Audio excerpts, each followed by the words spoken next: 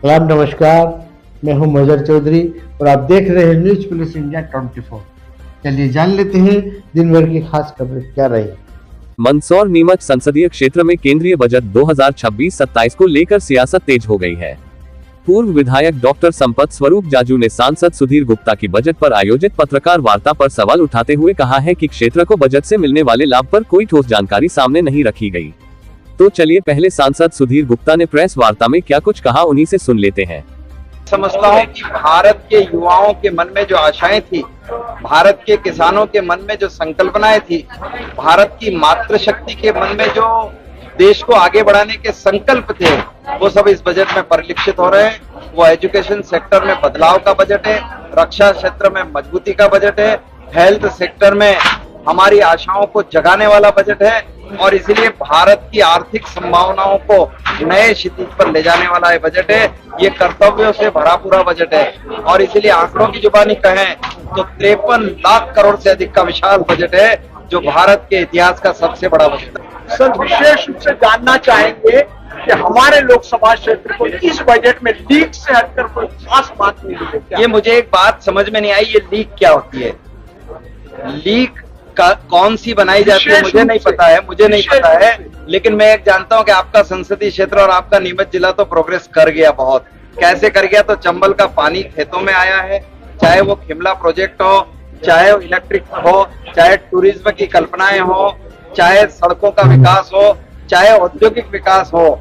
ये बजट ही बताता है और ये भारत सरकार के आजादी के बाद के नरेंद्र मोदी के सारे बजट ये बता रहे हैं कि हमने कृषि क्षेत्रों में, हमने ग्रामीण क्षेत्रों में, हमने शहरी क्षेत्रों में, हमने सड़कों के विस्तार में, हमने इलेक्ट्रिफिकेशन में, हमने इरिगेशन में, हमने एजुकेशन में, हमने हेल्थ सेक्टर में हर बार बजट लाकर बताया है।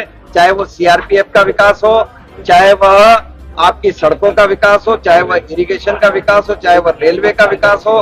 रेलवे में आजादी के बाद का सबसे बड़ा रिफॉर्म है। चाहे वो मेडिकल कॉलेज का विकास हो, चाहे वो हवाई क्षेत्र में बच्चों को ट्रेनिंग देने वाली एजुकेशन इंस्टीट्यूशन का विकास।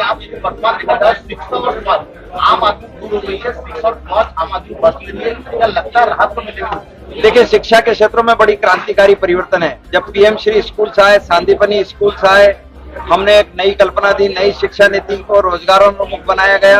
अभी आप देखें कि इसमें अटल टिंकरिंग लैब के बाद हमने एवीजीपी, ये जितना भी एविएशन पर काम करने वाले बच्चे, गेमिंग पर काम करने वाले बच्चे, उनके लिए विस्तार की बात की। पीएम श्री स्कूलों ने श्रृंखलाबद्ध तरीके से क्षेत्र का विकास किया है और आज आप देख पाओगे कि बच्चे प्राइवेट सेक्टर के बजाय सांदीपनी स्कूलों में जाने के लिए, पीएम श्री स्कूलों में जाने के लिए अपने को इनरोल्ड कराने में खुशी महसूस करते हैं। अभी आपने स्क्रीन पर सांसद सुधीर गुप्ता को प्रेस वार्ता में पत्रकारों के द्वारा किए गए सवालों के जवाब देते हुए सुना। चलिए अब आपको पूरी खबर विस्तार से दिखाते हैं। और सांसद द्वारा प्रेस वार्ता को लेकर नीमच के पूर्व विधायक डॉक्टर जाजू ने क्या कुछ कहा, वह भी सुनाते हैं। पूर्व विधायक डॉक्टर संपत स्वरूप जाजू के अनुसार 7 पन्नों के बजट और करीब 28 मिनट के भाषण के बावजूद मंदसौर नीमच संसदीय क्षेत्र को क्या वास्तविक फायदा मिलेगा, इस पर स्पष्ट जवाब नहीं दिया गया।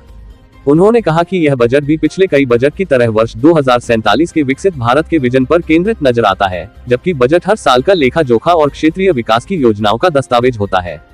डॉक्टर जाजू ने आरोप लगाया कि पिछले एक दशक में जिन अधोसंरचना योजनाओं को विकसित भारत की नींव बताया गया, वे संसदीय क्षेत्र में धरातल पर पूरी तरह लागू नहीं हो सकी। पेयजल, रेल, उद्योग, शिक्षा, हवाई संपर्क और पर्यटन जैसी योजनाओं का लाभ क्षेत्र को अपेक्षित स्तर पर नहीं मिल पाया। उन्होंने कहा कि वर्ष 2026-27 के बजट में प्रस्तावित नई अधोसंरचनाओं की स्थिति को लेकर भी संशय बना हुआ है। साथ ही क्षेत्र की जनता को तीसरी बार सांसद बने प्रतिनिधि से उम्मीद थी कि वे केंद्रीय बजट की योजनाओं का अधिकतम लाभ क्षेत्र को दिलाने का रोडमैप पेश करेंगे, लेकिन ऐसा नहीं हो पाया। संसदीय क्षेत्र के विकास के लिए जरूरी अधोसंरचना योजनाएं आज भी अधूरी हैं, जिससे क्षेत्र के विकास की गति प्रभावित हो रही है। अब देखना होगा कि बजट को लेकर उठे इन सवालों पर सांसद या संबंधित विभाग की ओर से क्या प्रतिक्रिया सामने आती है।